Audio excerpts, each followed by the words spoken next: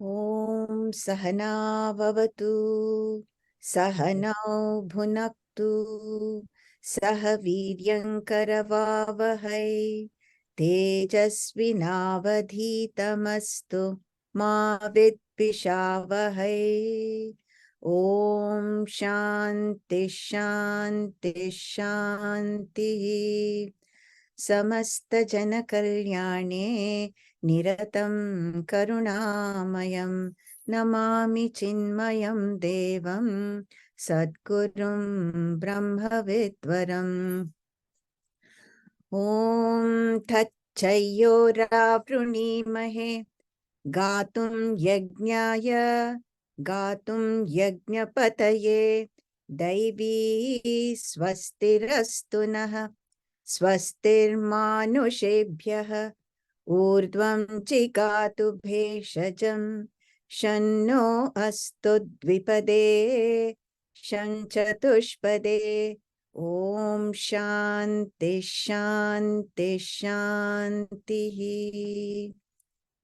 Together we invoke that Supreme Paramatma through our thoughtful right actions and interactions with the world.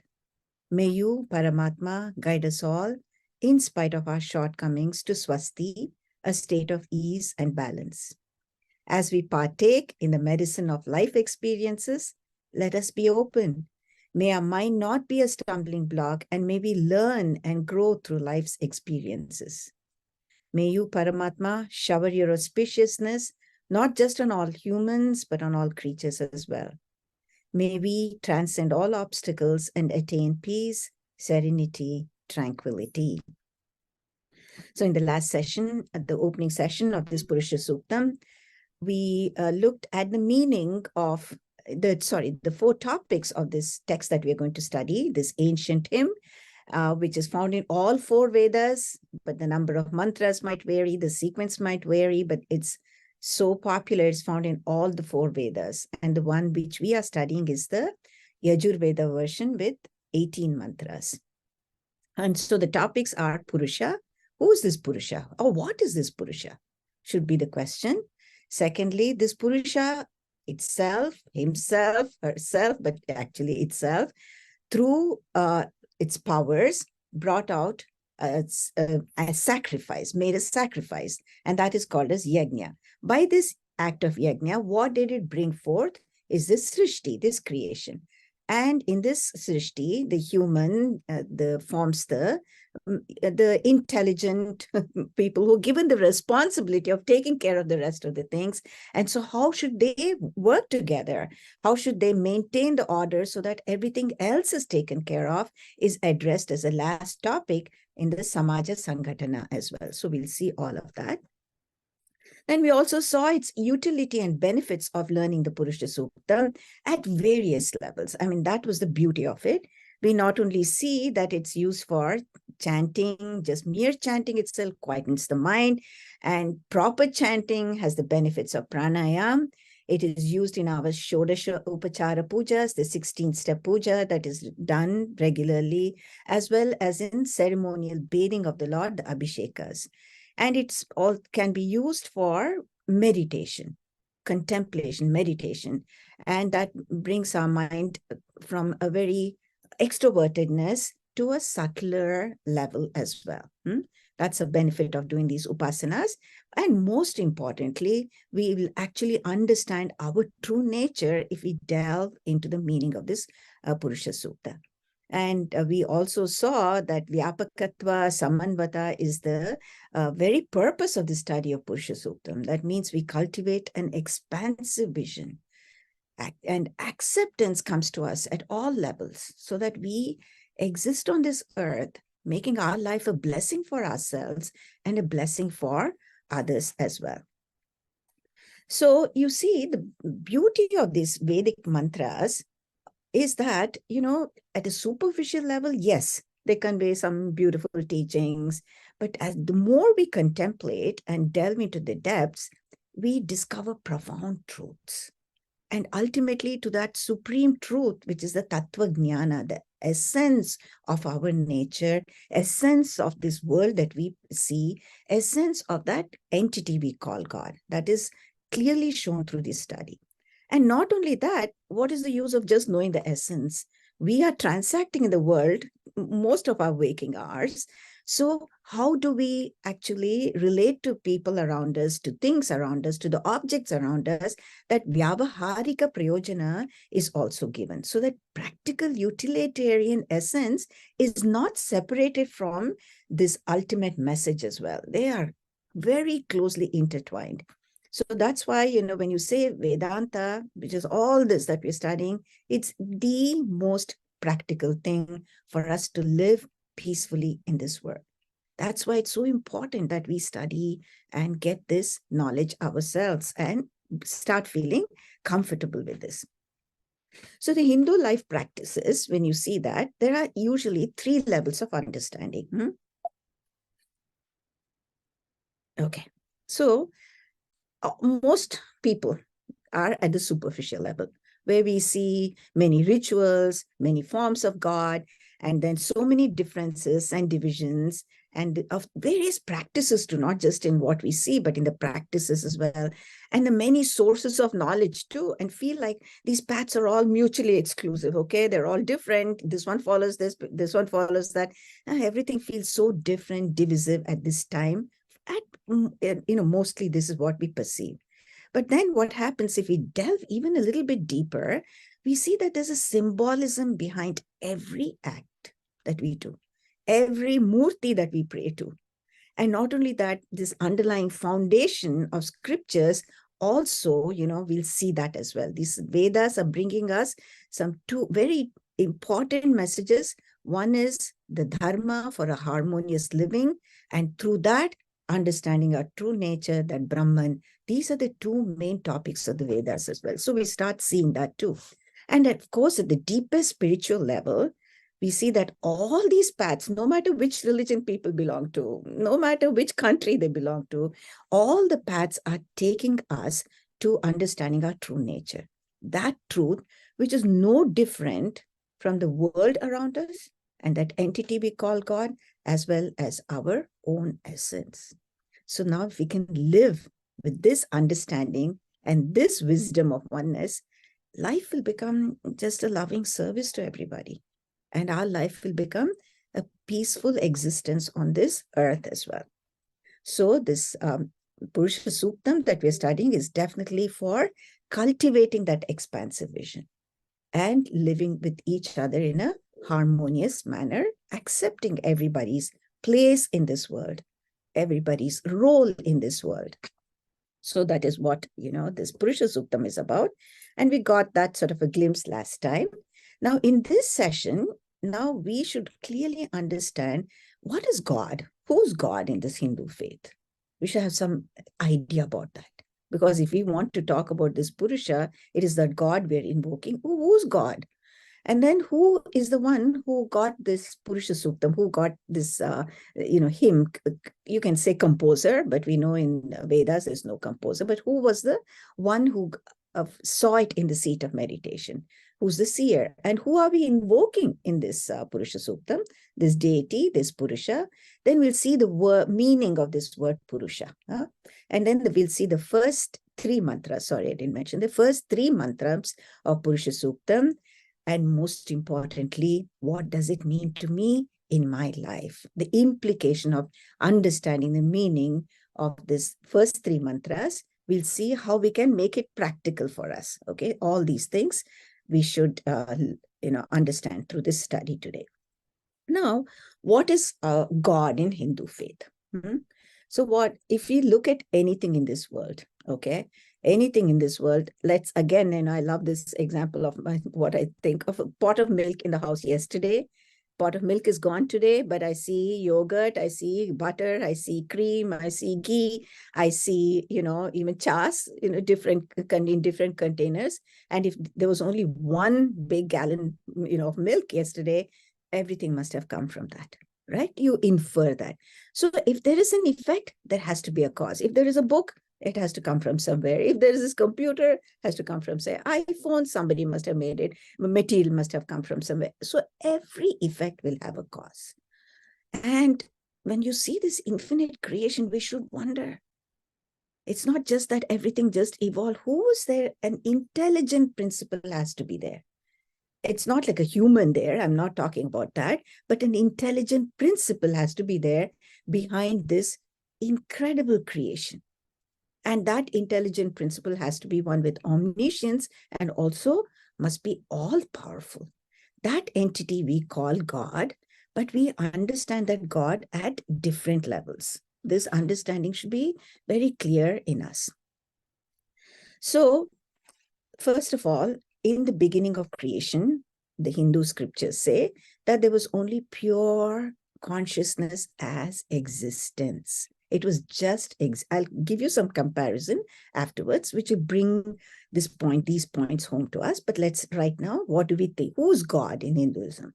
In the beginning, there was only pure consciousness existence. And this we refer to as Satchidananda.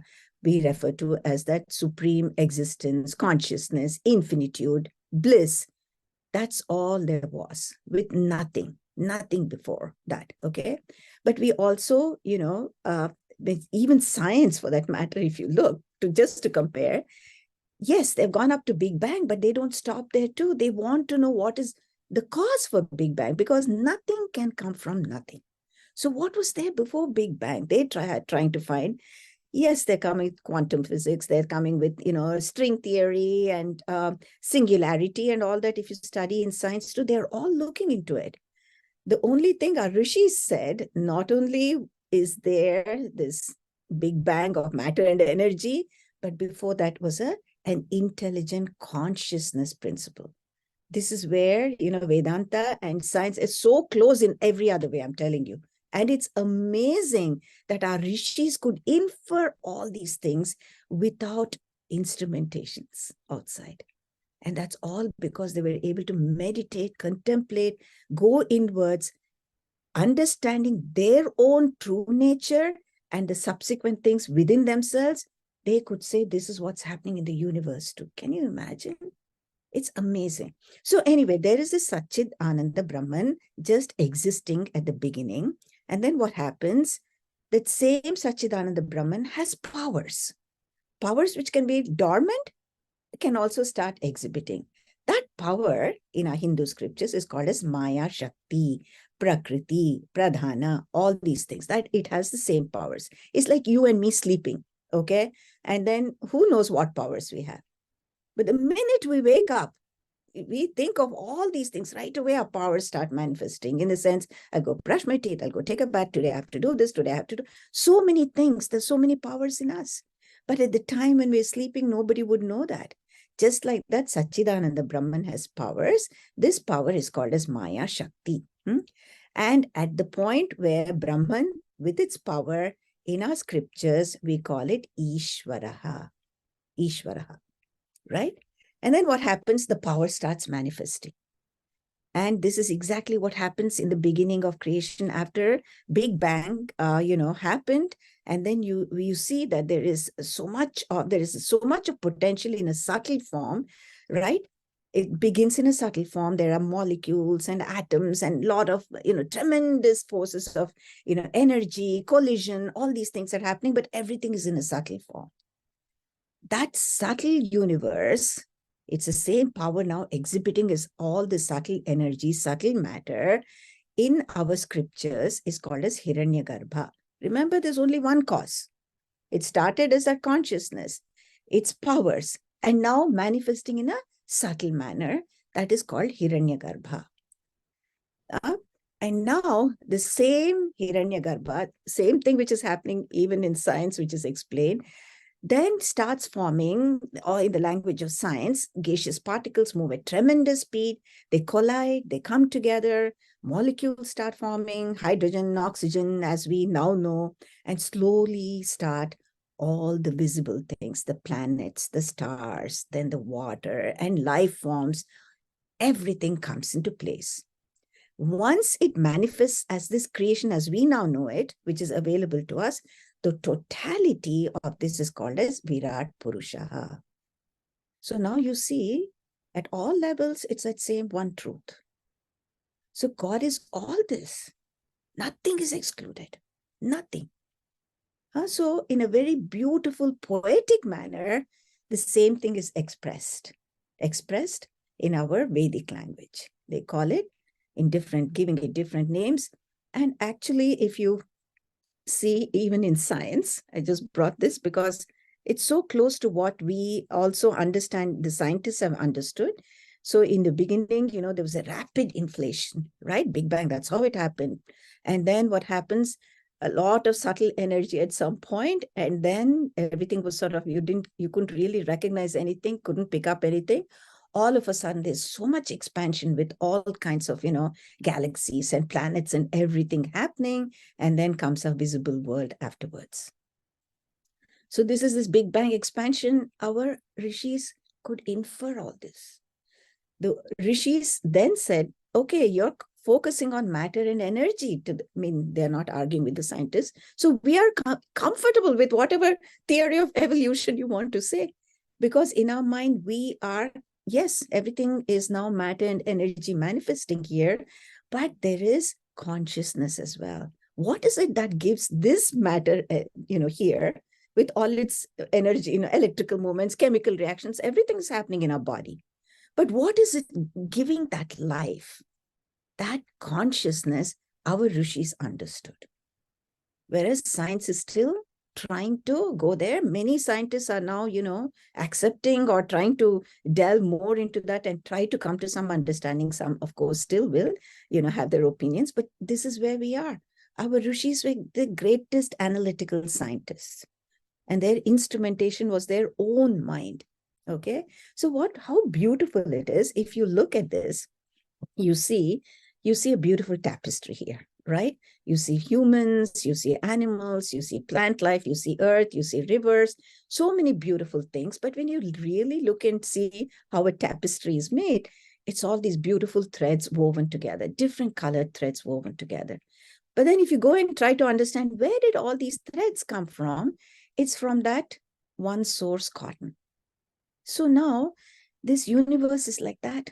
That same God principle, which is like the cotton, the essence, that supreme Brahman, was then the thread from the Hiranyagarbha and everything, brought this whole world.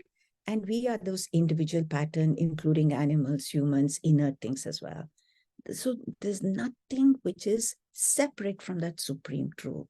Everything is that supreme truth alone. Okay.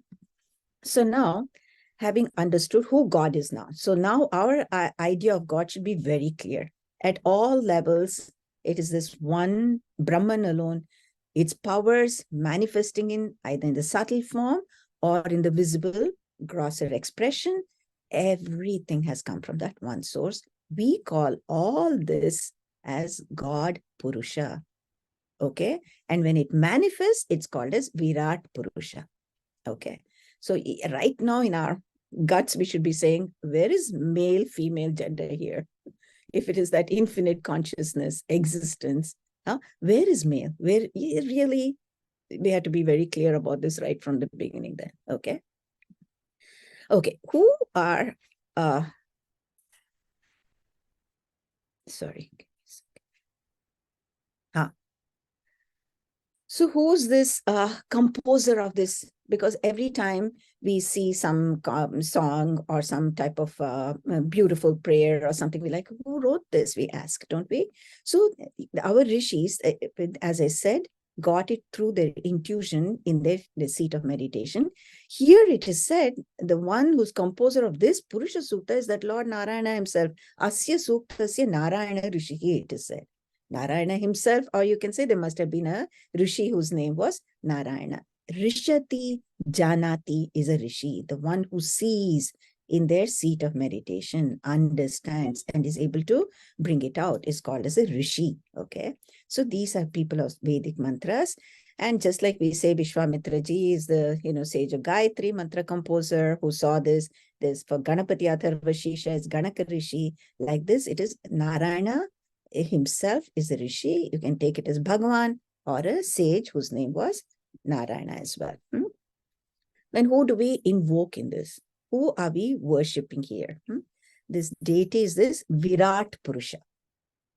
But you can also be thinking, as you see, it's just not this manifest universe, at this Paramatma expressing as this manifest universe, but also at all levels that entity we call God is being worshipped, is being invoked. The totality is being invoked in this beautiful hymn. Okay. Now let's understand the meaning of Purusha. What is the meaning Purusha? What is the meaning of Purusha? Purusha, right away, as I said, does not mean a man, as we commonly understand. Neither does it mean the individual soul, the jiva. No. Purusha is that cosmic being. That God as a universal being is in this Purusha Suktam is in praise of that alone. Last time we saw what's the meaning of Suktam. Suastu Suktam, that which is Uktam, that which is well spoken, a praise, a hymn. And this is a praise in hymn of that supreme universal being, that Purusha. Okay. And now, of course, in Sanskrit, it's such a beautiful language that we can understand meanings in several ways. Purusha can mean Purnatvat Purusha, the one who's infinite, limitless, everywhere. That entity is Purusha, whose everything is Purusha. That Bhagwan alone is everywhere. That Purusha alone is everywhere. But you don't just exclude it and sort of exclude myself there, and or my neighbor or somebody I don't like. In the heart of all beings, Purusha is Puri Shayanath. Puri means the city, because our body is referred to in our scriptures as Navadvare Puri, has a city with 9 gates. Eyes, nostrils, ears, mouth, the genital organs, as well as the excretory organ, all these are called as the dwaras, and Navadvare Puri residing within us is that Purusha, and in us as well as in this universe. Bhagavad Gita uses the same thing and says, Bhagavan Krishna says, Sarvasya Chaham Hridi Sannivishtaha. I'm the one who is in the hearts of all beings, as the very subject, he says. So this is the meaning of Purusha, how beautiful it is. And so we see who is God. So far, we've understood that. So we'll begin with the first mantra of Purusha Suktam. And either Ritu or Parveen, or I don't know who wants to repeat after me, but we'll start with one of you today. And then anyone who wants to repeat afterwards, you just let me know beforehand. So please unmute yourself and repeat. Om Sahasrashirsha Purushaha. Om Sahasrashirsha Purushaha. Sahasrakshas Sahasrapat. Sahasraksha Sahasrapat. Sahasrakshas Sahasrapat. Sahasrakshas Sahasrapat. Sabhumin Vishvato Vrutva. Sabhumim Vishvato Vritva. Atyatishtat Dashangulam. Atyatishtat Dashangulam. Atyatishtat Dashangulam. Atyatishtat Dashangulam.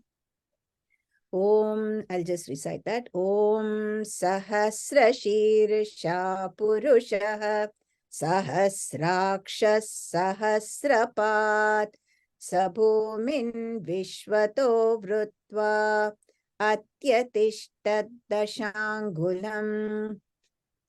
This Purusha is the one with thousands of heads. This Paramatma we are praying to. Thousands of heads. How on earth can it be possible? Impossible to imagine. Not only that, Sahasraksha, thousands of eyes. This Purusha has this. And Sahasrapat, thousands of feet. First of all, it means countless, not just thousands. Countless heads, countless eyes, countless feet is this Purusha. Obviously, it can't be that. Everything that we see, wherever you see anything with eyes, anything with heads, anything with feet. And not only that, the Aksha, the feet, all, what do they mean? All sense organs are included in aksha. All organs of action, meaning hands, organs of excretion, speech, the reproductive, or everything, their functions, everything is included. Meaning everything that you see with life forms are that Purusha alone. And not only that, so Bhumin Vishwato Vrutva, not in Paramatma, not only is all this, pervades everything and extends beyond. So you see this, just if you see that, literal meaning would not make sense. But when you really understand the import, all it's trying to tell us is everything everywhere belongs to Paramatma. Huh? Everything alone is, without that existence principle, that consciousness principle, nothing could be here at all. Everything is that Supreme Paramatma alone. And then what else happens? Where else does that Supreme Purusha reside?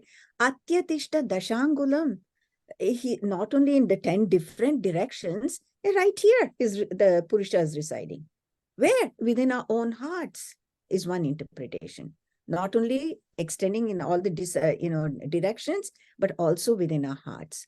But it also, the size of the fist is usually described.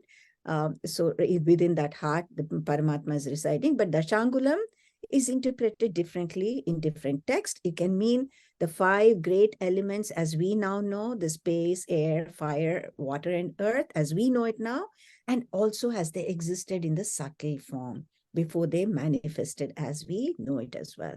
That's 10 of the 5 elements in gross form. Subtle form is that Dasha Angula.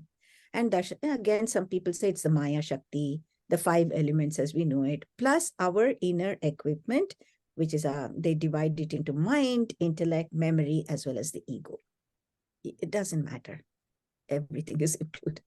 That means even our mind, even the subtle energy of our mind, or whatever you can think of is included, should be our clear understanding. So see, it's not just we saying this, others have also, felt this way, great mystics from no matter what background. Heavens are still, no sound, where then shall God be found? Search not in distant skies, in man's own heart he lies, it said. So right here within us, within all of us. So it means whether this universe is in the visible form or in subtle form, everywhere is the Supreme Paramatma, limitless, okay? And when you keep on thinking about it, our mind expands. You don't feel small anymore, first of all. And you feel like including more and more. That intolerance, everything's, the mind stops chattering, making harsh criticisms and harsh, expressing hatred. It stops when everything's included.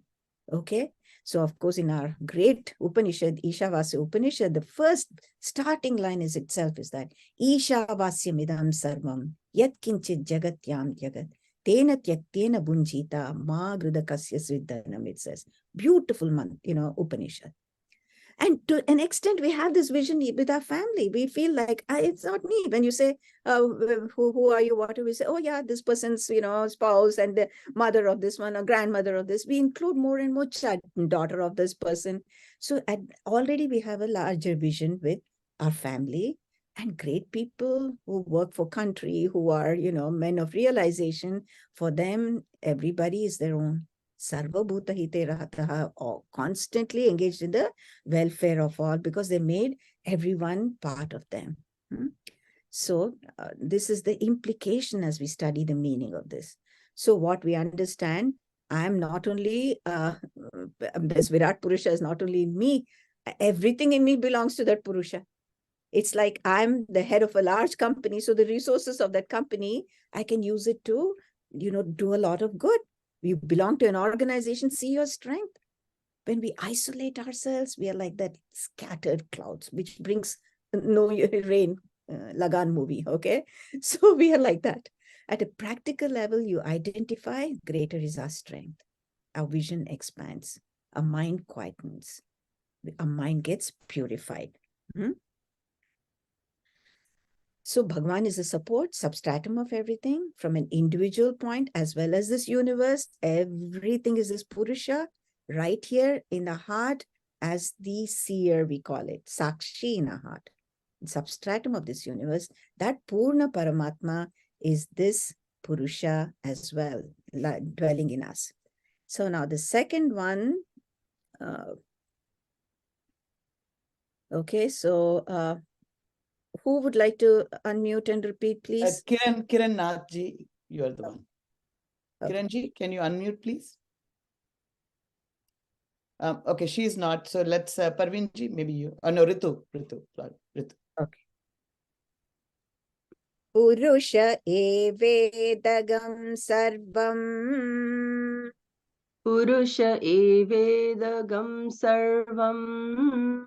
Yadbhutam yaccha bhavyam. Yadbhutam yaccha bhavyam. Utamrutatvatsyeshanaha. Utamritatvasyeshanaha. Yadannenatirohati. Yadannenatirohati. Good. So I'll recite it.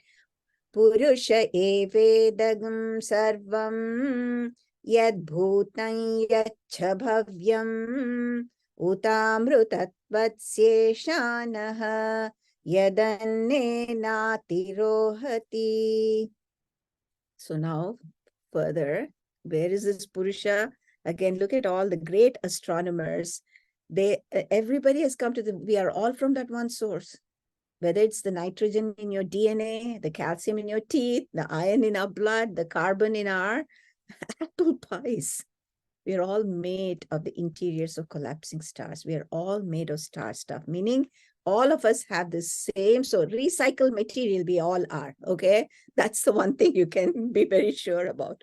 All of us are that same recycled material. So it says, Purusha evedagam sarvam, meaning all this that you see, idam, and you might not know, that's what it means. What you know, what you don't know is that Lord alone. But it's so much more, so much more. Now, what do you mean? Yad bhutan yacha bhavyam. You know now that our James Webb telescope, you must have read in the news, it's such an amazing thing. It's gone and it's bringing us information from stars which existed millions and millions of years ago, and their light is now reaching the James Webb telescope. And it's bringing us, we had no idea that all this was there in what we thought was dark space. But these were existing millions of years ago. Now this Purusha is all that. What was there in the past and what's going to come in the future, same Purusha, same Paramatma. So not only what we know in our understanding and what we can comprehend, what are instruments, that information we can bring, but also what was there in the past, what was there, what's going to be in the future, what's right now here in the present. Everything is from that same supreme consciousness, existence principle, that Brahman now manifesting all its powers as this visible universe. And then what else? Utamrutatvatsyeshanaha, Ishanaha. Now, not only that, there are so many phenomenal forces, right? As we say, the fire, the earth, the waters, as well as the sun, all these live for so much longer than we mortals. In the sense they're present for God knows how long. And all of them follow laws. The wind follows certain laws. It does the same thing. The water follows certain laws. The sun follows certain laws. And so in the Hindu philosophy, in Vedic terms, they say they're all obeying the laws of a principle, a divine being. Therefore, we call Agni Devata, Vayu Devata, Varuna Devata, right? Surya Devata, because they all are the rule setters, law setters, and all the things which has manifested from them is following certain laws. That's why we call them devatas. They are relatively immortal compared to us. So those immortal beings, those devatas also, right, have come from this one source alone. And then not only that, yadanne nati rohati means that which is perishable.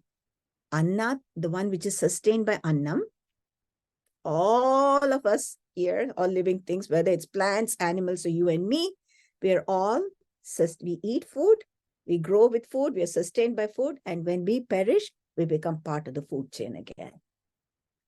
So, Lord of immortality means that which constantly perishes. He's the one who's from whom we've all these have come. Not only that, the supreme forces of nature and the lawgiver from him alone. And not only that, we can interpret it as he's that immortal being, that supreme eternal self, who can bless us. Bless us with that. You open yourself up and you see what happens. And most beautifully, when we can understand that is my nature, then we understand we too, our essence is immortal. Then what is the fear of death afterwards if you're immortal? The greatest fear we have is of death. Even that's gone. If we can understand and abide in that wisdom, then our question should be, oh, this God has become everything? How can that God remain untouched? Look at the world and what's happening. Floods here, fires there, earthquakes here, and all kinds of damage and disturbances and sorrow and misery and suffering. This God, if it's become everything, must be suffering like anything. It should be a question. Isn't it happening? We think, how can it remain untouched? But this Supreme Paramatma consciousness is untouched. How is it? Please give me an example so I can at least relate to that. It's like, a movie screen on which a comedy show might play for 2 hours, or a terrible sad movie, or a crime movie, or a science fiction. All those things happen on it. And at the end of it, the screen is still there. The movie has come and gone, and nothing has touched that screen. Like that, pure consciousness, this supreme Brahman who's everywhere, is untouched by the happenings. And we can relate it to it even in our experience. Every night we go to sleep and we dream of certain things. And then, it's like it might be a horrible dream, and, get scared and all these type of things. And we sort of want to, I don't want, this was terrible. And you wake up and then you feel so relieved. It was just a dream. Whether it was a tiger chasing you or you forgot to lock the house. I know all kinds of silly things we can imagine. But all the objects in the dream, all that experiences, the emotions of the dream make no difference to us when we wake up. We just are so relieved that it was just a dream. Like that, all these things, the Paramatma in which everything is happening, will not touch that substratum. And most beautiful, we have to understand that's our nature. We have to understand that that's my true nature, my true identity. And all these things I give so much importance and hold on to, which can really toss me up and down on a roller coaster. We have to develop some distance as we understand this. Our true nature is that untouched pure self. So now see, in this, it is said that Purusha is the Lord of immortality. It included all that was in the past, in the present and future, including all the living beings that we see, and is much more beyond that as well. Much beyond that as well. So now we'll see some more. The next mantra, the third mantra. So please unmute. Ritu. Etavanasya mahima. एतावानस्य महिमा Ato jayagascha purushah. अतो ज्यायागच्छ Purushah. पुरुषः So there's a dirgha, Parveen. Purushah there. Purushah. पुरुषः Padosya vishva bhutani. पादोऽस्य विश्वभूतानि Tripadasyamritam divi. त्रिपादस्यामृतं दिवि Divi. दिवि Etavanasya mahima Ato jayagascha purushaha padosya vishva bhutani tripadasyamritam divi. Okay, so this is the glory of this Purusha. This Purusha we are talking about in Purusha Suktam, this is the glory. Huh? Everything of the past, present, and future, untouched, divine, what we are experiencing, what we're seeing is only a minuscule part of that Paramatma's glory. It is like you listen to a great concert or you see a beautiful painting, and that is not just the limit of that person. Huh? There's so much more they have their potential. We too.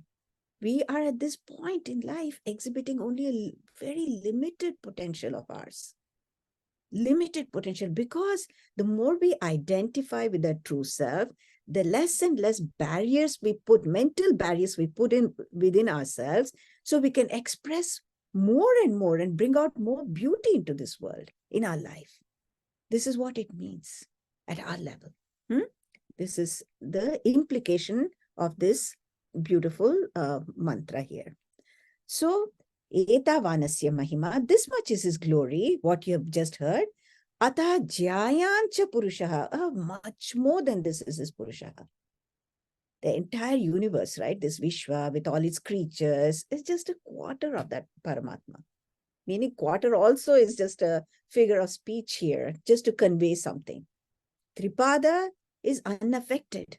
Is that immutable consciousness, changeless consciousness is that Supreme Paramatma. We all have, maybe many of you have gone to the Grand Canyon. We stand at a spot and it's so awe-inspiring when you see the magnificence and the huge expanse of this beautiful structure. As you admire it, you're only seeing a part of it. There's no way, even in a comprehension, can be the entire extent of it can come to our availability to understand for our comprehension, right? It's so vast. And same thing with the mountain ranges. As we travel on a plane, sometimes we are just so in awe when you see these huge peaks. And I remember once when I was coming from Calcutta, I think, and the plane sort of was parallel to the Himalayan ranges, of course, at a huge distance. And I was amazed for how long I saw the ranges. So what we see is only a glimpse of this glory of this nature. And can you imagine this Paramatma? We can't even think of the stars in the sky when we look up, how many there are. This is the expanse. So much more is this Paramatma. So much more is the glory of the Paramatma. So Padosya Vishwa Bhutani means 1/4 of this Paramatma has become this universe. Tripada Asya Amrutam Divi. It is 3/4 of this Purusha is untouched. This is all just figure of speech. It again, please understand what we know as the universes, the multiverses, the planets, the galaxies, information from James Webb, everything is just a minuscule. The rest, so much more is untouched. The temporal world made from material energy, matter and energy is one part of that Supreme Paramatma. The other three are untouched, infinite, immeasurable. Even in Bhagavan Shri Krishna, in the 10th chapter, when he says to Arjuna, he says, Vishtabhyam ahamidam kritsnam eka amshena stito jagat.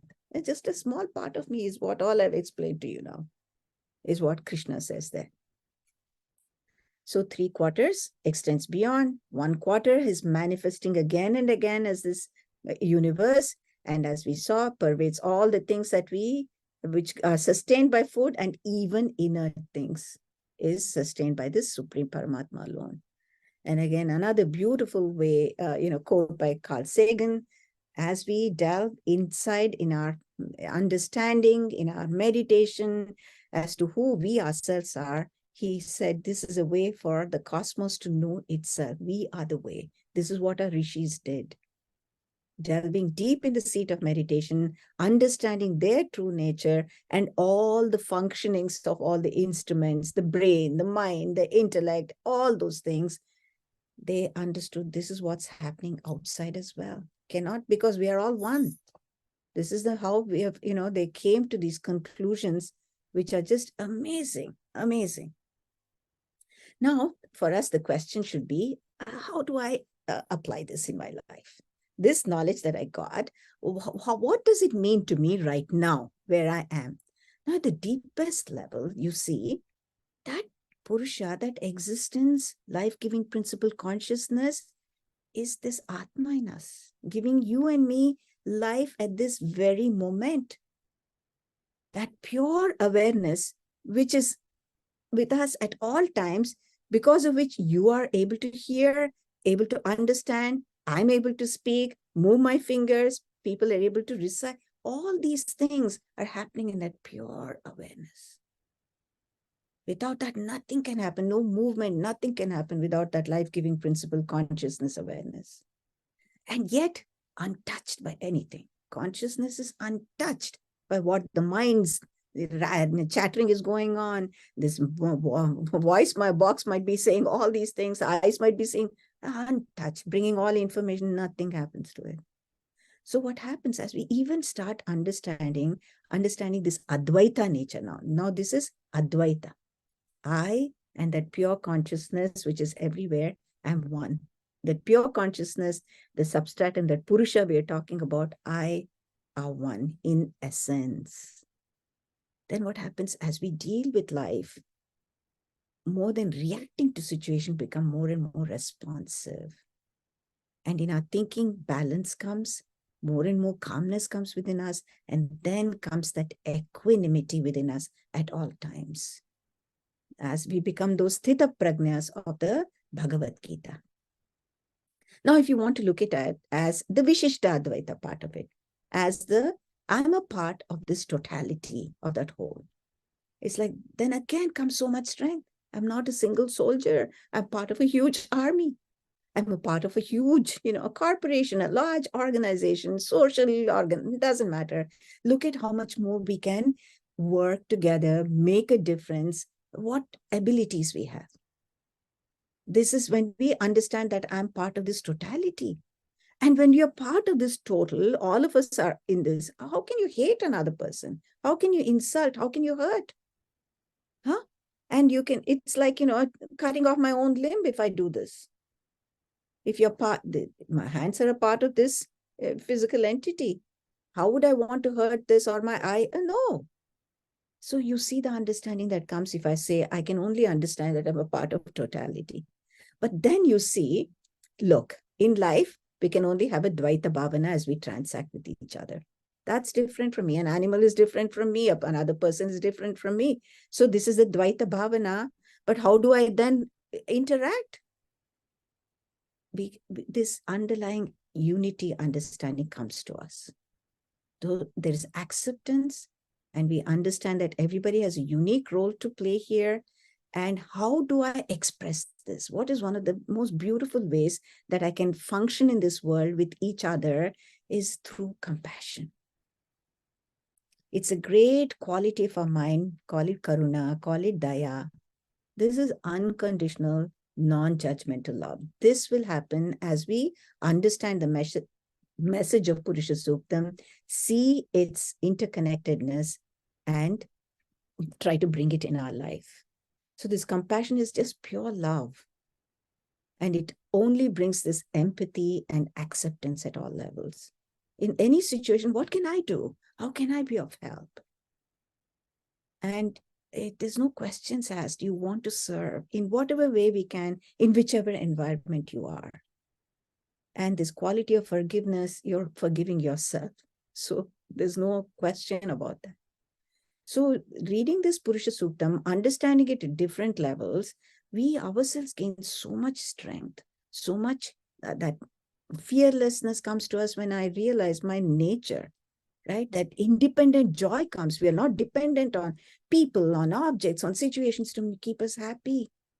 Right now, we find that sense of fulfillment, a sense of abundance within ourselves. This is the practical implication. Develops a spiritual personality. We have to pay attention to the physical in us, take good care of ourselves. We have to take care of emotional aspect of ourselves, keep learning and challenging our intellect. But this is the greatest dimension in us, the spirituality. That personality of our spiritual personality with all this type of learning should lead us to that truth and oneness. And then we live with that wisdom in this world. We're not escaping. We're living right where we are with this wisdom. So it's so important to study scriptures, so important to study texts like this. Okay, I'll conclude. Om Tachayyoravrunimahe Gatum Yajnaya Gatum Yajnapataye Daivi Swastirastunaha Swastirmanushabhyah Urdvam Jigatu Bheshajam Shanno Astudvipade Sham Chatushpade Om Shanti Shanti Shanti Harihi Om Shri Gurubhyo Namaha Harihi Om.